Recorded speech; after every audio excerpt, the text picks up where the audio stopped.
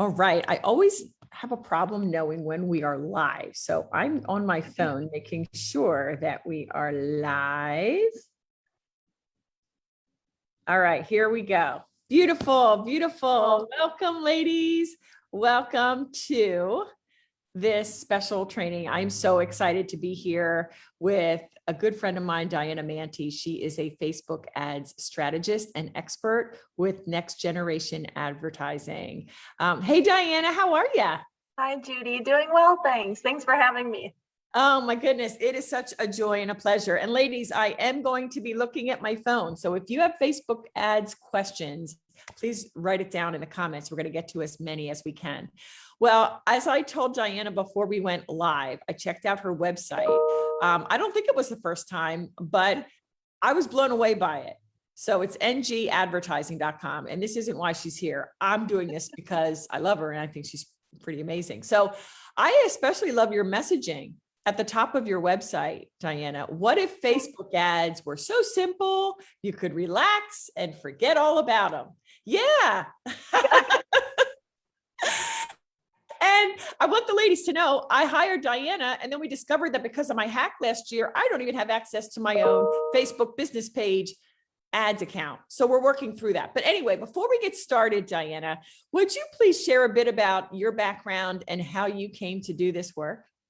Yeah, of course, of course. So, right, I guess like it's always interesting how we end up where we are, but my background is actually in higher ed, in education, admissions, recruitment, sales, marketing. So that's where I learned foundation of Facebook ads, and then, slowly found clients, started doing it on my own, and was able to turn it into a full-time thing, which is about 2 years ago, which is still crazy, but so awesome. And so now, yeah, I'm totally living the entrepreneurial life, helping high ticket, like coaches, consultants, mostly who are, using their Facebook group as like a launch platform, fill their groups, fill their audience, and sell their offers with Facebook ads. And you know what? I love your approach. Like, let's take the complex and make it simple, because I'm all about that. Yes. So today, in our brief time together, we're going to chat about 3 things, and let's dive into the first one. This is huge. Okay. 4 things to have in place before you run ads. Mm-hmm. Okay. What are those 4 things? Yeah. Okay. So, we'll go through these. Some of them, also disclaimer, are controversial. You'll meet other ads managers who will be like, no way, you don't need to do these things, or you don't have to, like, for example, I'm going to tell you, you should have a tested offer, proof of concept, know that it works organically. Other people will say, no, you can skip this part. So these are personal for me and what I find people get the best results doing. First one, proof of concept offer. It's not something that you've just like made up that you think your audience wants, but you haven't actually went out and sold it organically yet. Offers that tend to work really well with ads are things that that sell, that people really want. And then it's using ads as kind of like an amplifier, putting fuel behind it to just blow it up and get it in front of more people. So that's a big part. Otherwise, if you do just have like this brand new offer that you're like, I don't know how to get it in front of people, so I'm going to use ads. Well, sometimes then you're spending time and money testing to figure out, is this something my market actually wants? And especially if you haven't run ads before and you're not solidified on your audiences and know all of that, there's so many different variables that can give you, is it the product? Is it the ad? Is it the audience? Is it all these different things that when you know that the offer is concrete, the rest of it, you kind of know, when I'm putting dollars behind this and putting this into ads, okay, what needs to be adjusted from like an ad standpoint, because I know the offer is good and I know people want it. Mm-hmm. I love that. And ladies, I want to highlight, Diana is living what I just talked about last hour in this week's Thriver Thursday Live, which is when you are starting out in business, the best time you can spend is getting clarity around your brand and having those unique approaches to what you do, which are controversial, right? Mm-hmm. So, and I totally agree. You can throw all kinds of money at Facebook ads, but if you don't know who you're talking to, and you really don't even know if what you're offering is what's needed, that's like throwing good money after bad. So I love it. Okay. That was the first thing you need. All right. Yeah. So next one is like having your backend systems all set up and put into place, especially if you're looking to generate leads. Facebook ads can bring you all the leads in the world, right? You can have an awesome ad that brings a ton of people in, but if you have nothing behind the scenes, no next step in the funnel, no email sequence, no like strategy on what's the end game for these people who are coming in, really everything is just going to fall flat, because the truth is a cold lead who's coming in through ads, they don't know who you are. So if you pop into their inbox with like, oh, here's your freebie, and then you come back a month later with, here's my newsletter, they're going to be like, who's this person? I don't really remember. Either it typically ends with a unopen, unsubscribe. And whereas if you have an intentional plan for engagement and keeping people warm and in your funnel, that's where, like, again, you can see success with ads, because you're going to be very intentional about what that process looks like, versus just building my email list for that one day just in case. Then, I mean, you can still do that by all means, but again, it's also that expectation of how active and responsive are these people going to be when that one day just in case comes. Right.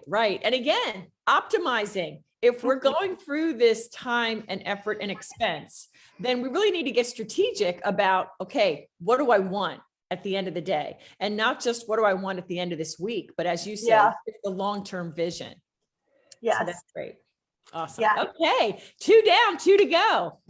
Yes. So next one, and these two, they kind of go together. And so I'm going to talk about like the investment mindset, right? And the other thing is going to be like long-term investing in money and in like the time mindset. So both kind of pieces of what our expectations, right?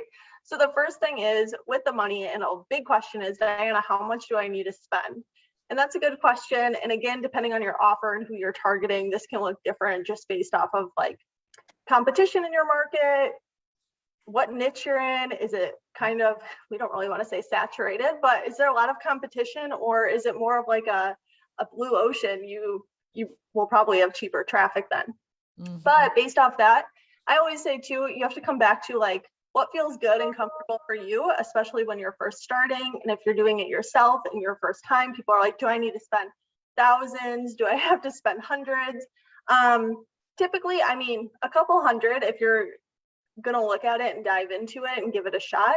But otherwise too, it needs to be something as well, like fundamentally you feel okay with. Again, if it's your last couple dollars in your bank, I would say probably the best investment isn't in Facebook ads. I don't know. That would be something to think about strategically.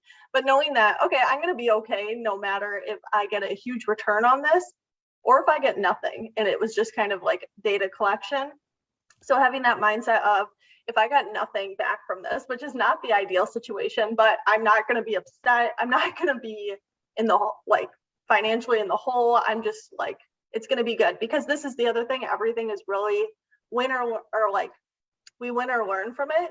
Again, you can spend $1,000 and maybe you make 10,000 from it. And that's not unusual, but it's also shouldn't be the situation that you're thinking in your head of like necessarily every single person who goes out and puts $1,000 into Facebook ads gets a 10x return on it. So can it happen? Definitely. But on the other hand, like, is that a good expectation for your first time running ads? Probably not. Mm-hmm. So that part. And on the other side, again, if you spend a couple $100 and you put it in and you generate a couple leads and you see like, okay, this is how my ads performed. This is what I think went really well, but this is what I'm going to change for the future. So knowing too, like it's always that learning process, kind of like creating an offer or doing your messaging. There's always those tweaks and adjustments that people need to make. And it's the same thing when you're creating ads that you can see only once you start running them, what works and what doesn't. So, right. Yeah, a lot of people will get like hung up on, oh, like, yes, you want to put your best foot out there the first time, but really people, is this going to work? Is this going to work? You don't know until you try it. So it's really, you have to put the money behind it, give it some test time, 3 to 7 days, really depends, especially with the iOS changes. Okay, and I just really want to hit on a couple of things. Okay, so I love how you said, you really don't know how well they're going to work. So you've got to test. But Mhm. see, there's another element that I know you know, but I'm going to come right out and say it. You to do it yourself, Mhm. it's kind of silly. I mean, to try to figure it out on your own, I wouldn't do it. Like the tech, I hate it. Okay. And so the other variable on that is someone like yourself, like getting somebody who's smart, who's done it for years. And so just for a pause, I would love for you to share. I saw on your website, you gave a success story for the gold digger, or what was her name? I'm sorry. Oh yeah, the gold digger girl. Yeah. Yeah. So just to give them an idea of, yes, there's testing, maybe talk about that, like the testing that y'all did until it kicked. And then, wow, now you're getting all these great results. Because I think that's Yeah. important for them to see the progression of that. Yeah, definitely. And I think too, well, to be honest, and so that's I don't know, maybe you've seen her ads or seen her around, Kimberly Olson. So she came to me after working with another agency for a little bit. And to be honest, like her stuff, it felt really good from the beginning. We didn't have many like hiccups, or really, it was like really zoned in, worked well. She already had a pretty solid audience. And then it was just a matter again of like amplifying the message and getting it in front of more people. But two, it's one thing where we look at like the progression, and again, I've like, this has been over 15 months now, going from, you know, maybe like 4xing ad spend on what spending on the brand, just because of the growth that she's been able to have, both with ads, but also her and her team do an amazing job organically. Yeah, that's good. And because I think that's another important thing, that Facebook ads are a part of your marketing, and probably for most shouldn't be the one and only. Like that shouldn't be where all of your efforts and dollars go. Okay, excellent. Anything else to add on that before we go into the iOS 14 update? No, that's real. Oh, the other part, like investment mindset is, again, even if you're testing and doing things, it's not like, it's kind of like a diet, working out, farming, those things. Like you can't just be like, I'm going to try it for a week, or I'm going to try it for a month, and I'm going to hope it sticks and that it really works, and then be like, this doesn't work, never going to do it again. Or like, I'm going to take a break for 4 months and I'm going to come back and I expect to see the same results, when you haven't put any like investment into it. So it's the same kind of thing where you have to continually invest, not necessarily money, and it doesn't need to be a lot, but if you're from a strategic standpoint, you know, and if I always say too, I'm happy to work with people if they're like, I'm doing challenges 6 times a year and this is when I want to run ads and I don't have an offer for in between, that's totally fine. But if there are different offers and it's something that, you know, you really are wanting to schedule or scale your business using different offers, no matter what the season is in the business, and just have something always running, you'll see the effect that it has on building your audience and your authority, just because you're continuously showing up in front of people. Gotcha. Yeah, the consistency aspect, right there. It is in Facebook ads too. That's cool. That's really good. All right. Well, again, I'm not techie, but I know that there's an update in the iOS, and that it affects, you know, advertising. At least we've been told to be careful or look for changes. So what should we be concerned about, if anything? Yeah, so there's definitely changes behind the scenes. One of the things are going to be that you'll want to, like, one of the huge things is verifying your domain with Facebook to run ads like conversion ads, which many people do want to run. Those are the kinds of ads you'll want to run if you're after leads or purchases or registrations for an event or something like that. Is you need to verify your domain. And so doing that on the backside, there's a ton of like different trainings. And if you need a training, I'm happy to share. As well as YouTube and Google are always great friends. So verifying the domain, doing like your aggregated events. And I know this all sounds like mumble jumble, but essentially what it means is, and this doesn't even just only affect Facebook, this is affecting any advertising platform across a Google or across an Apple device. So if you're running Google ads, YouTube ads, Pinterest ads, TikTok ads, all the same thing, everybody's being affected. There's no way to be like, oh, Facebook ad, this is terrible because of iOS, I'm going to go on Google, you're going to have the same kind of situation. And what it means is that people can now opt in and out of tracking if they want to be tracked within apps on Apple devices. And so you may have seen the notification pop up if you've upgraded or updated your phone to, if you have an Apple device, to the iOS 14 or above, that you're being asked now, do you want them to track your stuff? And so if people opt out of tracking, even if you have your Pixel installed and you are taking people to register for something on a landing page, because tracking has been, like, the user said, I don't want to be tracked, it decreases the ability of Facebook to be able to report that person as a lead if they opt in or something like that. So metrics can be definitely off. It's more important than ever to be using things like UTM parameters, or another way that's a simple way to get around it is if you're using like landing pages or funnels, just clone them, use one specifically for Facebook ads, use one for all of your organic outreach. That's a good way to keep your numbers separate, and using tags within your autoresponder, just so that you know, okay, I know who's coming in from a Facebook ad. I know concrete numbers of who's coming in, because the reporting inside Ads Manager might not be 100% accurate. And the way that typically the numbers are going to be lower. So it might look like, oh, I have like an inflated cost per lead. This doesn't look right. And this is the number of leads, maybe 100 leads show it in Ads Manager. But you go into your landing page software, look at the Facebook ads funnel, maybe there's 150 leads in there. So 50 people weren't counted.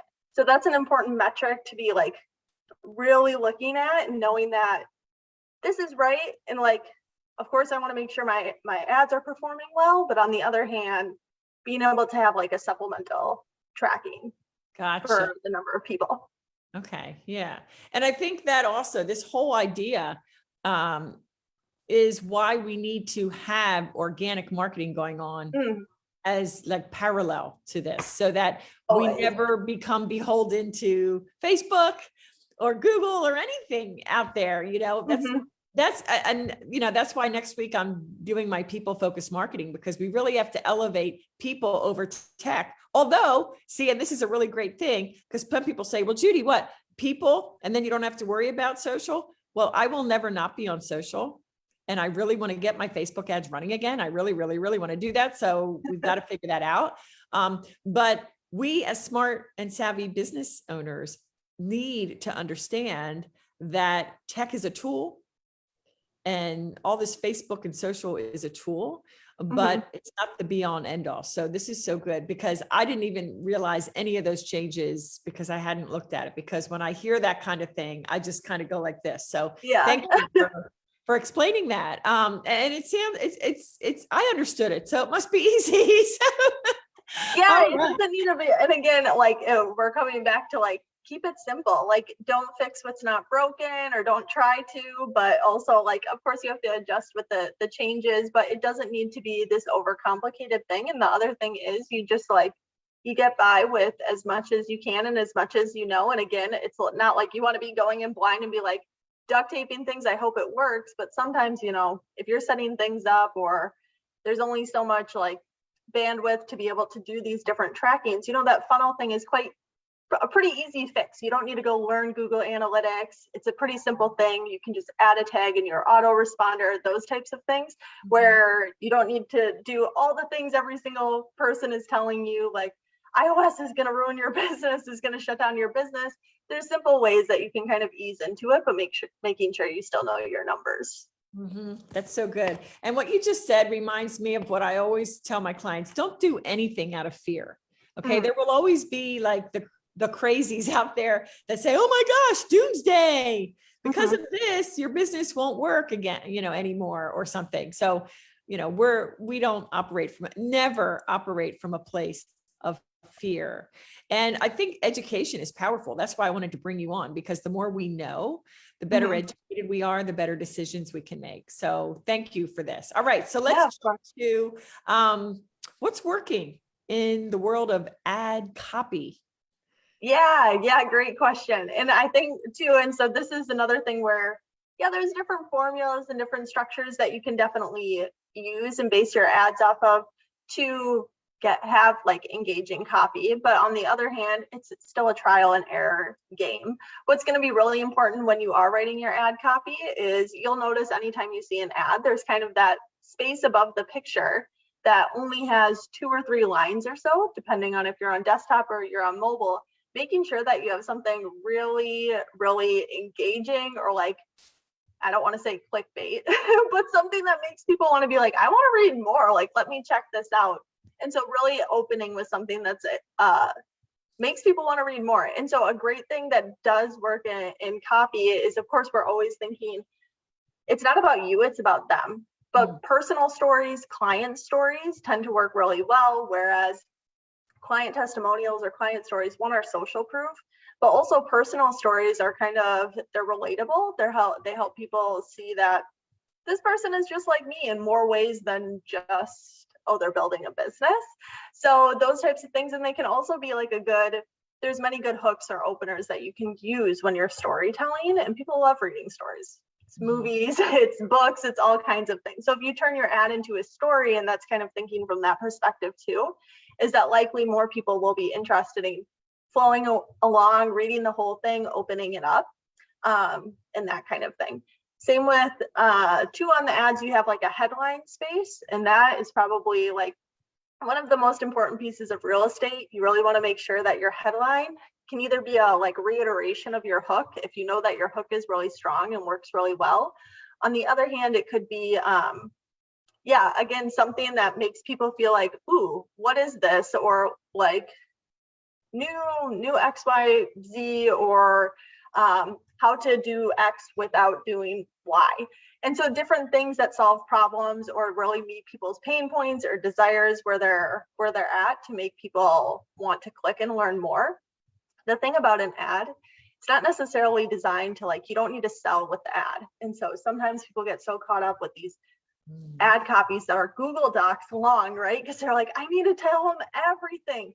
No, it's really, the ad is a curiosity piquer. The ad is there to be like, hey, I have something for you. And like, do you like this message and resonate with this message that you want to click and learn more? At least for a conversion ad, this is how it would go. But then people will click and they'll be led to your landing page, to your blog post, to your video content, whatever it is. That's the page where you can really sell people on the opt-in, because you do have as much real estate as you want on that page. And the people who are interested in the ad will click over and view that page where you can share more and more and more details. You don't need to stuff everything into the ad. Wow, that is so good. What you just said, I think, is like the highlight phrase for this training. You don't need to sell with the ad. That is just, I had never heard anybody say that, but it makes perfect sense. Okay, I want to make sure I understood something you said, Diana, about the hook. Is like, and you gave a couple of examples on the headline. Would those same examples work for the hook, or can you give us an example or two on that? Yeah. So you can use the same kind of thing in a hook. You can also use things like, for example, what, or like, this is how, and then you can choose your adjective choice. But if we were like, this is how 6-figure business owners are scaling to, and again, I wouldn't necessarily use this, but this is just what's coming to my mind. So this kind of example or framework, this is how 6-figure business owners scale to 7 figures and beyond without spending 60 hours a day at their desk. And then you can you can use that as like a headline. So that's calling out your person. It's also calling out what they want and what they don't want. Again, money is like a touchy subject in ads. That's why I was saying I wouldn't necessarily use that, but that was like the example that came to my mind. So you could do something like that where you want to make sure your ideal person is like called out in the beginning of the ad, so that if someone doesn't resonate or isn't that kind of person, especially, for example, if you're looking for professionals instead of hobbyists, for example, like musicians, hey, professional musicians, versus just like, hey, people who are like, if you like music, those are two totally different things. Wow. So really making sure you're getting specific about who you want to reach. So again, the right people will click on it, but also like Facebook's AI will screen the copy and know too, like what kind of person you're looking for. Wow, that is so good. And what a beautiful example. It's so clear. Professional musicians, versus, hey, do you like music? I Yeah. mean, the second one is so broad. I Yeah. mean, almost everybody loves music. So, wow, that is just so good. All right. Well, I had gotten a question that I want to make sure I ask before I forget from someone in the group. She had private messaged me and she was talking about targeting. And I Mhm. guess her question was, she had done Facebook ads before with not a whole lot of success, and she had hired somebody to Mhm. do it. And one of the things that this member inside the group had said is, I feel like she didn't target the audience well. Mhm.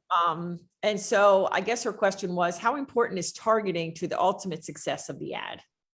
Yeah, I would say, and it's not just to say at the beginning it's super important, but it's important all the way through. Your pixel too, and although the pixel with like the privacy changes is holding data for a smaller amount of time, if you're continuously running ads, it knows what kind of person you've been finding and that has been opting in. And if that's the right person, the pixel can do a lot of that like heavy lifting for you. Not necessarily saying then that targeting isn't important, but when you're first starting out, telling Facebook, because they don't have any data, who you want to reach is even more important. So thinking from a perspective of, if you're like a business coach, for example, and you want to target business owners, many people are like, okay, I'm going to target entrepreneur, I'm going to target small business owners, I'm going to target Facebook page admins. And although those are great and you can definitely use them, they're also huge and they can encompass anybody who likes entrepreneurship, even if they don't have a business. Or like Facebook page admin could be a VA who's on their page. So it just spans this super wide audience. And again, these are audiences with like a couple tens of millions of people in them, that again, it's not like small enough. It's again really broad. We're going more of the direction of like, hey, do you like music, versus being like, hey, this is for you, a professional musician, you know? So then if you're thinking about, okay, well, if I'm not going to use that, what am I going to use? It's really a lot of like market research, or maybe when you wrote out an ideal client sheet or client avatar document, maybe when you first started. But it's always like, yes, this is a great time to revisit it and like change it up if I need to. But looking back at that, or just like sitting down, this is what I always tell people too. Don't go into Ads Manager until you literally have everything set, until you know what you're exactly typed out in your Google Doc, the ad copy, you have your photos ready. So you're not spending hours in there fiddling around. It's more of like, okay, I'm ready to copy and paste everything, and it can take me 20 to 30 minutes. So targeting. Sorry, I saw a comment, but I couldn't see it. Okay, I'm sorry, I didn't mean to interrupt. No, that's fine. And so for targeting perspective, like sitting down and thinking about, okay, my ideal client, who are they following? Like what big names? What are they reading? Maybe if it's like not necessarily, you can, so for all different niches, and think of like what relates to your people. What brands do they buy or shop from? And again, things like Amazon and Target and Starbucks are kind of like, that's too broad too. Like, let's really zone it in and specific to what your person does, and where like, then you have to think a little bit more detailed towards that. So for business, it could be like, or anything, what tools are they using online? Is that Asana? Is it Infusionsoft? Is it Kajabi? Those types of things. Is it QuickBooks? And then what kind of books are they reading? Who are they following? Movies? What kind of events do they attend? Places they're hanging out? What they do on the weekend? Like those kinds of, where they're shopping.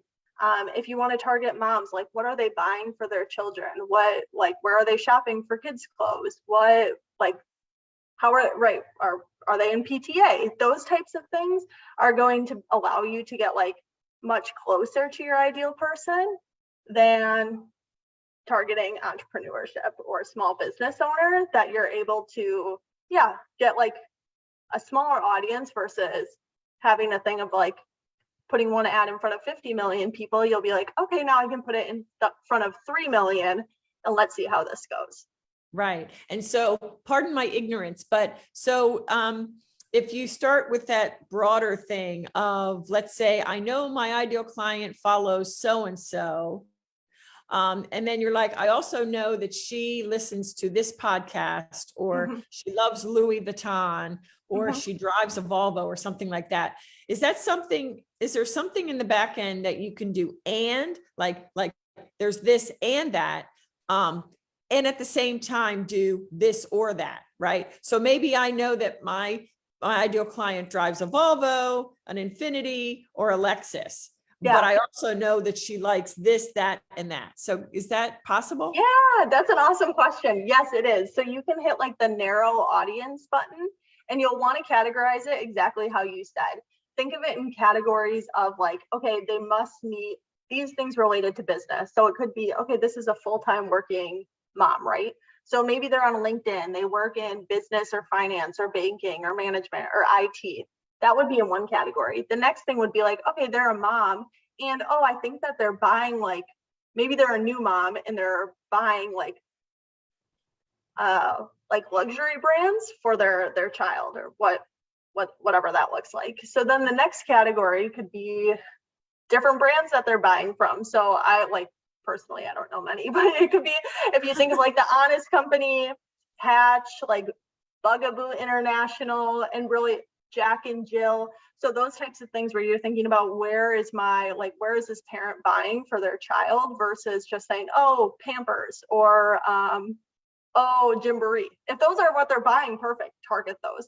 But on the other hand, if you're looking for the more like mom who's buying organic or natural products or certain brands, then those are the ones you're really going to want to leverage and target, because again, that gives an even better chance of you getting in front of the mom that you really want to get in front of. That is really good. Wow. I'm so glad I asked that. Okay.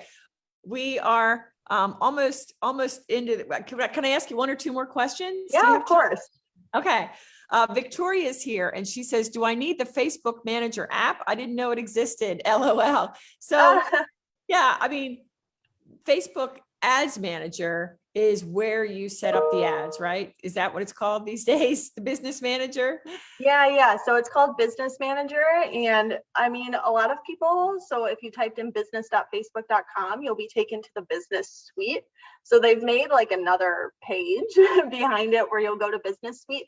To get to the back end of the Business Manager within Business Suite, you can click on More Tools, and then it will say Ads Manager in there where you can click to get in there. And that's more of like the Business Manager backend. In terms of the app, you can definitely download it and use it. To be honest, I haven't switched back to like the Ads Manager app for, I think, I don't really know where they are with the development of it, but probably about a year ago, it was like, so it was okay for on the go. You could adjust a couple small things, but nothing major. And then from just the Facebook app, you could also just reach like the inside of how your ads are performing too. So I started using that. Now there's a glitch with that piece. So maybe they've come back to like, we want everybody to download the ad app. Again, it's not going to give you too much, or at least from my experience, doesn't give you much in terms of being able to edit things. You can do small things like turning your ads on and off, sometimes adjusting the budget based off where it's set. But otherwise, most of what you'll need to do in terms of setting up an ad does have to be done from a computer, or probably maybe an iPad, but probably not from your phone. It doesn't offer like that kind of versatility. So it's not like a must-have. Like I said, I have the app downloaded. Have I opened it recently? No, because I've just used the one that I can access through my Facebook app. And again, it's also, you can just pull it up on the computer too. But on the go, it's super handy. Okay, awesome. Well, another question came in, and that is, what is better these days? There's two prongs to this: short copy, medium copy, long copy, and picture versus video. Yeah, great question. I am personally not a huge fan of long copy. I like, if I open an ad that's like miles long, I'll be like, okay, gonna close it first. So personally, I don't write a lot of like super long copy. Like I said, my whole thing is like, you don't need to sell in the ad. There doesn't need to be that much, unless it's, like a really in-depth storytelling kind of thing, then it can tend to be longer. I would say that if you can convey your message in less words, go for it. And if you can make something short, do it. The more chances of people reading the whole thing are a lot higher. Again, it's something that's worth testing. Even if I'm here saying like, I don't like long copy, you might have an audience who loves to read those kinds of things. So that's like personal preference. And it's also important that you don't put your own personal preference into like what's working or what's not working, because too, the things that sometimes you'll launch things that you're like, I don't know about this photo. This feels really weird, but it will like, not weird, but you're like, I don't know, this isn't something I would use, but I'm going to try it. And it might take off and be like the best, the best performing thing that you would have never expected. On the other hand, something that you're like, I love this mock-up I made in Canva. This looks amazing. I'm going to launch it. And then it might be like, oh, not many people are clicking on this one. So then it's like, bummer. So yeah, like testing different things is always important. There's really unfortunately, no like clear-cut answer. I would say like, again, you don't need to write a whole like Google Doc for ad copy. And as much as you need to share your message and say what you want to say, and really have something that you feel like is conversion driven, then go with that. And if you can keep that to less words, do that. In terms of creative, personally, if you can have a video or create a video, a lot of people are like, I need to hire a video studio, something professional. No, those actually don't work as well. What works really well is anything that looks native and blends into the newsfeed. So we go on Facebook, not to be served ads. We go to like interact with our friends, with our family, to see content. And our instinct is typically like, oh, I don't want to trust that Facebook is going to put my ads in front of the right people. Yeah. But really, that's their goal, because they want people to keep using their platform. If people aren't having an enjoyable experience with the ads that they're served or the content they're seeing on their newsfeed, the chance of them returning to opening the app or coming on the platform is a lot less. So in many ways, they're on your side in wanting to show your ads to the right people according to what you're telling them who you want to see it. And so think of this in terms of content too. As much as it sounds weird to be like, you want to blend in on the newsfeed, it's blend in a way of like, people won't scroll past you being like, oh, another ad, but more saying like, oh, who's this? Like, do I know this person? Who's this person with their family? Like, oh, this is like a beautiful vacation photo. Where are they? Who is this person? Right? It makes people stop and like, look at like, who is this? Versus being like, oh, another photo of somebody like Canva graphic of somebody who's selling this that I don't even know who they are. So those types of things. So even like a video, again, I wouldn't recommend having like a white background necessarily like I have here, but the more, even if you're up, if you're walking around, if you're outside, from like an angle, you can do everything with your iPhone and just do it quick and simple, 30 seconds, 45 seconds. If you can keep it under a minute, that's amazing. Definitely caption it. Many people watch things with no sound on. So if your video doesn't have captions, chances are it probably like won't get a ton of traction because a lot of people won't even know what you're saying in it. And then personally, I love like using people's just like selfie photos or nothing that needs to be necessarily professionally taken. But again, it could have been taken with an iPhone. It's depending on what they do. It's a picture of them speaking at an event or on vacation with their family or relaxing, reading a book or poolside or something like that, or out with their family, just like very natural photos that again, people stop and be like, oh, who's this person? Do I know them? And just based off that, they'll click to open your things. And maybe like, even if they didn't know you, it can turn into something where now they're interested. Yeah, I love that. And it does seem a bit counterintuitive, but I knew what you meant because I know from the little bit that I know about Facebook ads that a lot of times people are getting savvy. And so if you look overly made up or like the whole production, it looks like a production, then it's like, okay, it's an ad. I'm not even going to look at it. They're going to, try to sell me something I don't need. So I love that. It's that, I think it's a fine line where it's like, you want to blend in and be relatable and friendly or intriguing in some way. But you do need, you know what I've heard? I've heard that babies and animals kind of stop the scroll. Yeah, that's also true, right? If you have something like Yeah, I'm just thinking of, we used a photo of a woman just sitting by a campfire with her dog. Did it really have anything to do with like what her challenge was? Not really, but did it work? Yeah. And so like that's what Wow. in the long term, right? So the copy doesn't speak to like, oh, I'm sitting in this chair with my dog, but it might also relate to like, this is part of the flexible and free lifestyle that many people are sharing or selling. So just, yeah, simple things like that. It's another thing of like, don't overthink it and don't get stuck at that spot.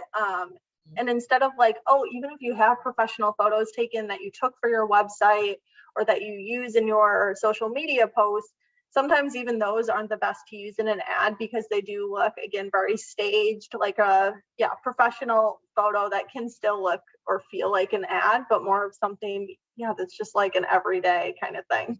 Mm-hmm.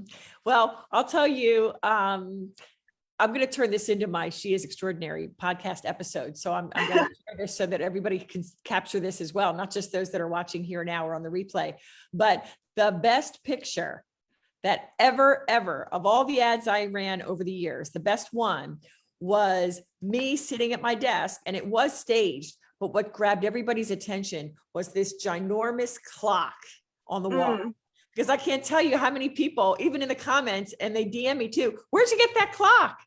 I never saw such a big clock. So, something in the picture that would grab somebody's eye. It's amazing how something like that really helps. So like, I'm like, I really wanted this image, and I really thought this would take off. And my Facebook ads person, Lisa, she was awesome. She's like, hey, Jude, ego has nothing to do with it. Your preference has nothing to do with it. It's what's working. So you would be a fool if you're telling me to continue with this image just because you like it. Yeah. So it's like data is what speaks. The ego doesn't, like, it's just like your stuff doesn't even matter. Like your opinion does not matter. So that's great. Yeah. Well, Diana, our time is like way past, but is there anything on your heart that you haven't shared? I don't see any other questions popping in. Anything else that we didn't touch on that you'd like to now before we head out? No, I think we covered a lot. And if any other questions, of course, share them with Judy, or feel free, shoot them my way and we can get them answered for you. Okay, great. So we are here inside the Faith Fueled Business Facebook group, and Diana is here. So feel free to leave a comment here when you're watching on the replay, or do a post. I would love to see a post. Hey, here's my ad, and what do you think, or whatever. Okay, we can address that to a certain extent.